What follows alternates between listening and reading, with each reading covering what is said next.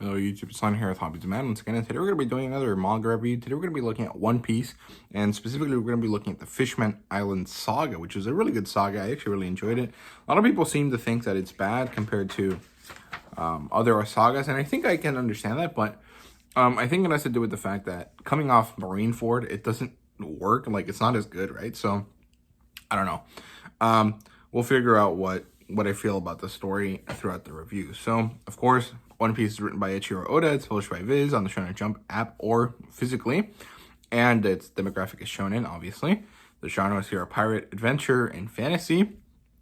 And it has an anime adaptation, which apparently is popping off right now. I'm not too sure. I don't really like Toei animations all that much. They seem to be pretty shitty in terms of how they interact with the broader world beyond just bringing anime and stuff like that. So, I don't know. Right off the bat, the rating for this was a 4 out of 5. It's not a 5 out of 5, but that's just because it really does not compare to the previous arcs before the time skip. So we'll see how that goes. But yeah, the premise here is basically that there's a 2-year time skip post their first meetup at Saturday, post Marineford, post the death of Ace, you know, all of this type of stuff. And the crew is back together. They're ready to set out, and they have to go to the first stop before the second half of the Grand Line, which is Fishman Island. So eventually, when they're in Fishman Island, they have to end up dealing with a coup d'etat, which is a really interesting kind of situation that occurs. So it was a really good story, but it just didn't manage to reach the highest levels. And I think, honestly, for me, I think it's because it was too short. It didn't really manage to take its time to make us really struggle and care about the difficulties of the fishmen. So yeah, I mean, I did care and I did find their struggle meaningful, but it wasn't like at the same level as like Alabasta or something like that, right? So yeah, so the plot line is that everyone meets back at Sabaody after 2 years. They kind of all take their time to get there, and we get to see each of them individually as they are, you know, acclimating to being back on this place and looking forward to meeting their friends, right? And then they basically have to go through like reverse mountain again, but instead of it being like up a mountain, they have to go down into an underwater valley, which is really cool. And then they finally enter Fishman Island, and they're immediately on the defensive because there's these bad guys. And then there's these fishmen that are trying to start a coup, and then there's the mermen that are kind of trying to be their friends, and so they're all over the place, right? They get separated, and then they have to follow the storyline. They have to learn about the fishmen, they have to learn about the mermen, they have to learn about all of the situations that occur with these people, and that really makes them realize the difficulty of the fishermen's struggle. And then what happens is that they end up having to deal with a coup d'etat. They meet the princess, Hirayoshi, I think is her name, or Shirahoshi, something like that. Shirahoshi, I think is her name. And they have to deal with this coup d'etat, and, you know, Luffy being Luffy ends up being a very mystical, kind of badass leader type guy for the fishmen, and helps them out with their problems, which I think is really, really cool. I mean, I really enjoyed the story. I think it was a really cool, like, liberation from oppression kind of idea. I really enjoyed the conflict of interest that the two bands of fishmen and underwater people were having. Because, you know, when you say fishmen, you don't mean mermaids, so because they're two different entities in this world. I mean, they're the same thing, but they're different entities. And then you get to see that there's a lot of things that happen there that are really, really interesting in my opinion. But really the worst thing that happened in this story, the thing that really made me not think it was a 5 out of 5, is that it's really short compared to other important sagas, right? Like, I'm pretty sure Gecko Moria's Thriller Bark is about the same length as Fishman Island. It might not be, but I think it is. And that one was a complete waste of time, and I feel like that one could have been shorter, whereas this one, Fishman Island, could have been a lot longer. I think that this one could have easily gone 80, 90, 100 chapters and really helped us establish, you know, the fishmen as important, you know, parts of the world. But I think that it kind of isn't necessary as well. because throughout the One Piece story so far, we have encountered a lot of fishmen. And so that's probably why Oda just kind of decided to pick up the pace. However, the fact that it's so short, even if it's pretty amazing, means that it doesn't really manage to compare to some of the great parts of Paradise, right? Of the early part of the Grand Line. Like, it can't compare to Alabasta because Alabasta ends up in a culmination of like 100 chapters of story, and can't compare to Water 7 and Ennis Lobby because those also end up basically being a culmination of 500 or 400 chapters of story, and they can't compare to Marineford War because those are also basically the culmination of the first half of the story, right? So this story, this section of the story, even though it is really good and it has a lot of these epic, like very important, very big moments to it, it just can't compare to the other stories before it, and so it kind of ends up being less than the other ones just by virtue of being after them and not having, you know, those many chapters to pay off, right? So I think that's the real issue with this one. Otherwise, I really enjoyed it. I thought it was good. I mean, it's still top tier. Like, it's a lot better than a lot of arcs in other series, but compared to other what's called One Piece sagas, it just doesn't work, right? Or it doesn't work as well. In terms of characters, we have the crew. We get to know a lot about Jinbei and Tigerfish, right? Fisher Tiger, I think that was his name. We get to learn about a little bit more about Arlong, and we get to learn about these bad guys as well.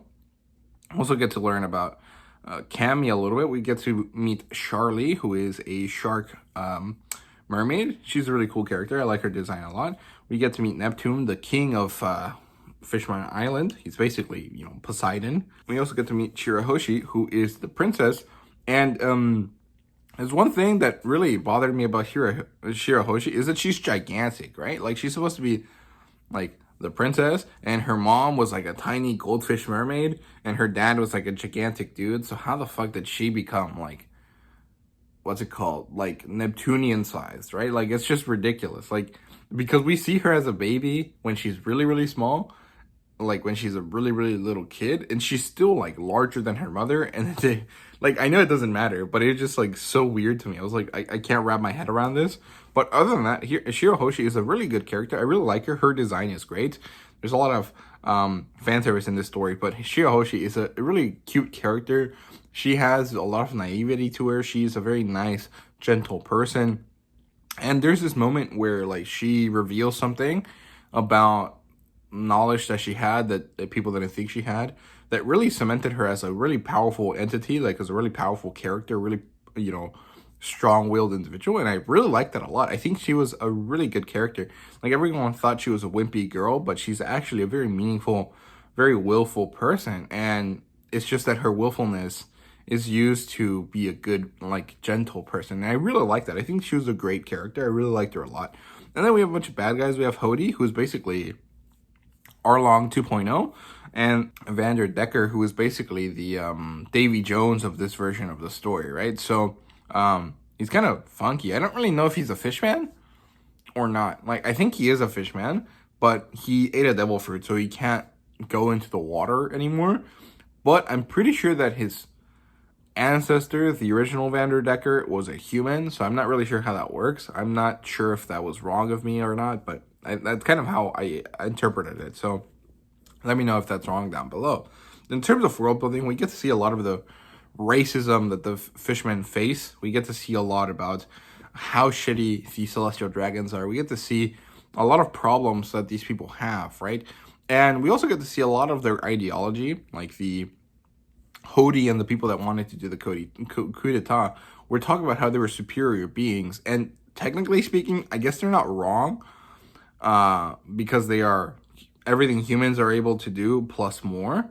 But they're also kind of limited because half of their population is only able to live underwater, like for the first 30 years of their life.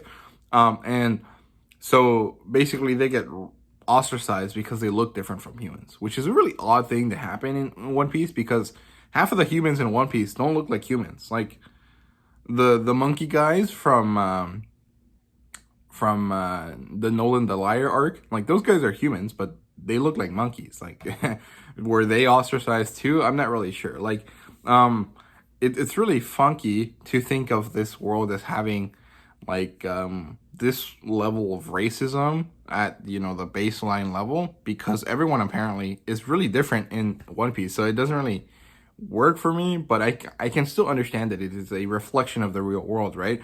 And so of course there's going to be racism, there's going to be situations that occur like this that maybe don't make sense even in the real, like in the real world. Like they really shouldn't, like racism should not be a thing, right? But it still happens because of arbitrary things, right? And so the fishmen kind of have to deal with this as well. And we get to learn about the history of oppression and the difficulty that they had interacting with this. We get to learn a lot about Fisher Tiger and the situations that he had to go through. And it's really, really interesting. I really liked all of the stuff world building wise. I just think it wasn't given enough room to breathe, right? So there you go. That's it for the world building. In terms of artwork, it's a 10 out of 10. It's super solid. I think that Oda took a break between this arc and the previous one, and I think he spent some time drawing, like learning to draw a bit better, because he comes back and everyone looks awesome. Everyone looks so good. Everything looks so perfect and so clean and so well made. It's just really, really, really good. Like the art feels like it evolved a lot in the time period that, you know, it took him to get from the end of the first half of the Grand Line to starting this, right? So I really, really like it. I also really enjoy the way the character designs changed. I really like how Nami and Robin look. They're really beautiful characters.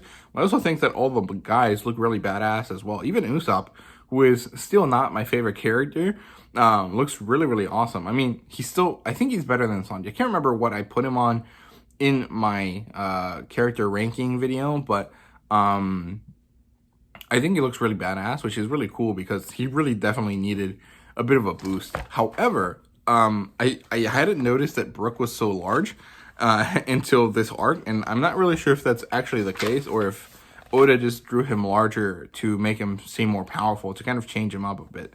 I'm not really sure, but it's really interesting to see how the characters look now. So I like that a lot. I think Frankie's a really funny character. I like the way he looks a lot as well. In terms of fan service, there's a lot. I mean, it's a mermaid saga, so of course there's going to be a lot of like cleavage and stuff. But it's just like the way the characters are drawn now is a lot more attractive in general than before. And so it makes all of the female characters look a lot more fan servicey, even if they might not be. I don't know if they really are or not. I mean, I really don't care.